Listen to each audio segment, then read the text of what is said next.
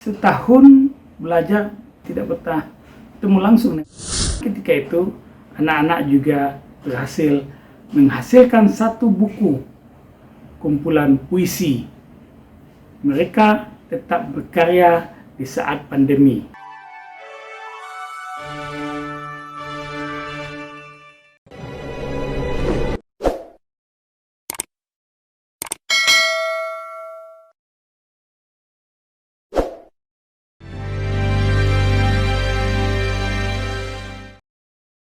Assalamualaikum warahmatullahi wabarakatuh. Nusana Firdaus Abi, salam literasi. Suatu ketika saya diundang oleh Balai Bahasa Sumatera Barat untuk berbagi dan memberikan materi pelatihan jurnalistik. Ya, pelatihan menulis jurnalistik di SMK Negeri 6 Padang. Pelatihan ini ditujukan untuk memberikan pengenalan bagaimana jurnalistik itu kepada pelajar, dan kemudian bagaimana mereka bisa menulis aktivitas tulisan jurnalistik sehingga diharapkan nanti mereka bisa memaksimalkan diri mereka, kemampuan mereka dalam dunia kepenulisan. Apalagi di SMK banyak sekolah yang memiliki produk tersendiri, sehingga nanti kalau anak-anaknya sudah belajar ilmu jurnalistik, belajar menulis jurnalistik, mereka diharapkan juga bisa menulis aktivitas atau produk yang telah mereka hasilkan, sekaligus ini bisa mempromosikan produk-produk mereka. Beberapa saat sebelum acara dimulai, kepala sekolah sudah memberikan kode kepada panitia dan guru pembimbing bahwa narasumber pihak Balai Bahasa dan beliau sudah hadir, sudah siap untuk dilaksanakan. Tapi sebelum acara itu dibuka, saya spontan ketika itu melihat di sebelah kiri saya ada meja untuk panitia. Salah seorang dari mereka yang berada di posisi sebelah kiri itu naik ke atas pentas lalu berjalan ke arah kami.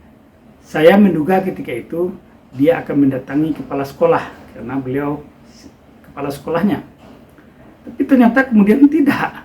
Setelah si anak bersalaman dengan kepala sekolah, bersalaman dengan Pak Aminul Latif, ia mendatangi saya, salam, lalu kemudian menyebut, "Apa kabar Abi? Semoga Abi selalu sehat," katanya.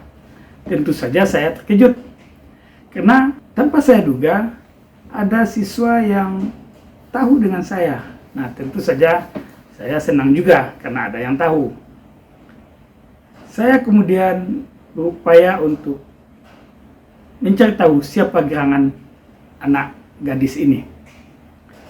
Ia kemudian menyebutkan namanya, Chelsea, katanya. Saya baca namanya. Nah, dari nama yang saya baca, saya tiba-tiba memori saya mundur ke belakang setahun sebelumnya. Tapi sebelum saya sempat bicara banyak, sang kepala sekolah justru bertanya kepada siswa ini, "Chelsea kenal dengan Abi?" katanya.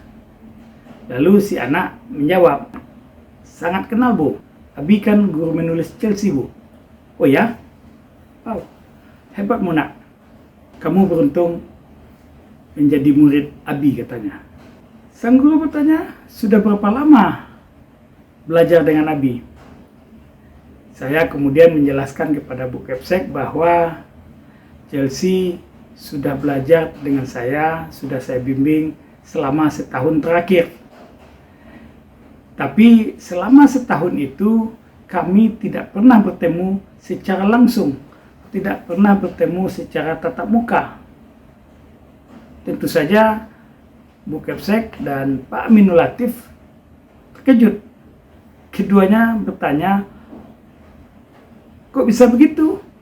Setahun belajar bersama Abi, Abi tidak pernah bertemu langsung dengan Chelsea, Chelsea tidak pernah bertemu langsung dengan Abi. Ada apa?" katanya. Kemudian saya bercerita. Saya menyampaikan pada beliau bahwa saya juga mendapatkan Chelsea sebagai murid binaan saya juga tanpa pernah saya perkirakan. Jadi ketika itu berawal dari seorang guru pembimbing di SMP 31 Padang, nama beliau Bu Emi Sakti. Beliau memberikan naskah yang digarap dan dikerjakan oleh Chelsea dan kawan-kawan ketika masih di SMP ketika itu. Chelsea dan kawan-kawan membuat karya video pendek. Ketika itu berkaitan dengan peringatan Hari Jadi Kota Padang. Setelah naskahnya selesai, sebelum dikirim kepada panitia, Bu Emi Sakti mengirimkan pada saya. Bu Emi adalah guru saya waktu saya di SMP dulu. Bu Emi meminta agar saya berkenan menonton video itu dan memberikan catatan-catatan apa yang akan perlu diperbaiki. Saya tonton. Setelah saya menonton, kemudian saya sampaikan beberapa catatan-catatan kecil. Karena memang sesungguhnya untuk karya pelajar SMP, karya itu sudah oke sekali. Sudah oke.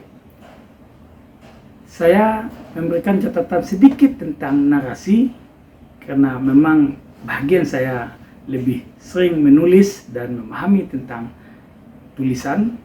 Kemudian juga bagaimana hubungan narasi itu dengan video.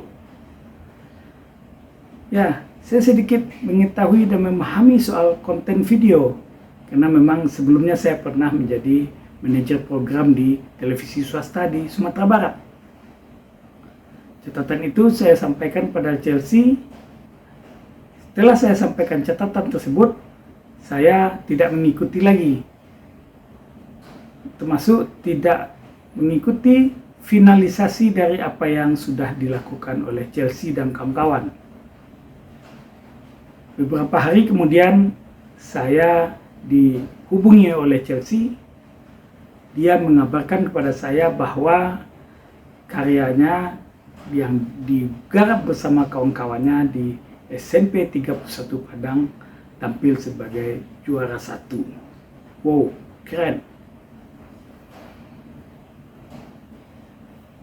Dari penjelasan itu, kemudian saya juga menyampaikan kepada Bu Kepsek, sejak saat itu, kemudian Chelsea menghimpun kawan-kawannya yang lain, di bawah bimbingan Bu Emi Sakti, kemudian membuat komunitas Sanggar Menulis. Komunitas Sanggar Menulis itu berlangsung dengan sangat baik untuk ukuran saat itu. Karena memang kami tidak pernah bertemu dan tidak pernah ada tatap muka secara langsung. Karena saat itu terjadi pandemi. Ya, pandemi COVID ketika itu sedang kuat-kuatnya, sehingga kami memutuskan kendati COVID terjadi, kita tetap belajar, kita tetap bersama, dan pelatihan itu saya berikan dalam dua konteks. Satu, melalui sarana WA, ya, dengan chatting WA saja, kami tetapkan waktu, jadwalnya, kemudian kami diskusi di WA. Lalu yang kedua, pihak sekolah menyediakan sarana Zoom meeting dan di situ kita memberikan materi kepada anak-anak. Sangat banyak sekali aktif yang dilakukan. Malahan ketika itu anak-anak juga berhasil menghasilkan satu buku kumpulan puisi.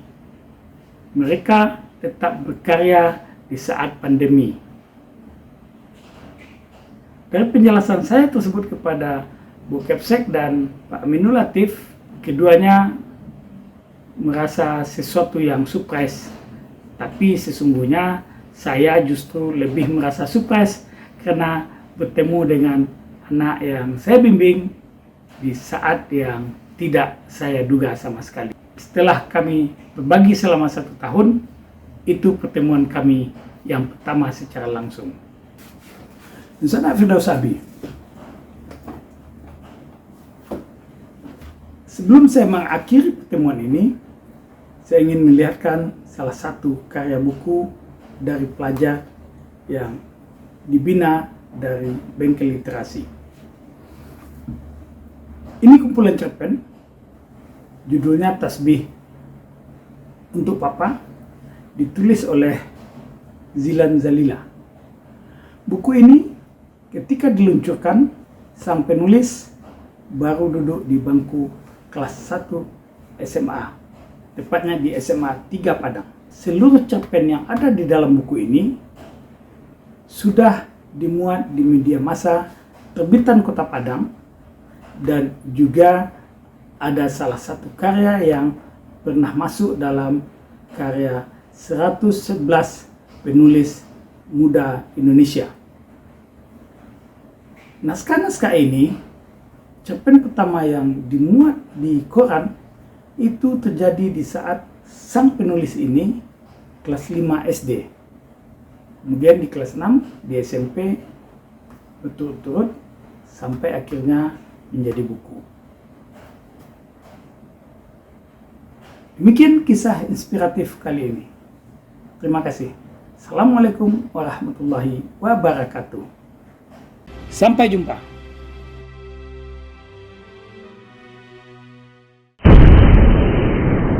Sampai di sini dulu jumpa kita kali ini, dan tetap dukung channel ini sehingga kami bisa memberikan informasi-informasi yang inspiratif untuk kita semua.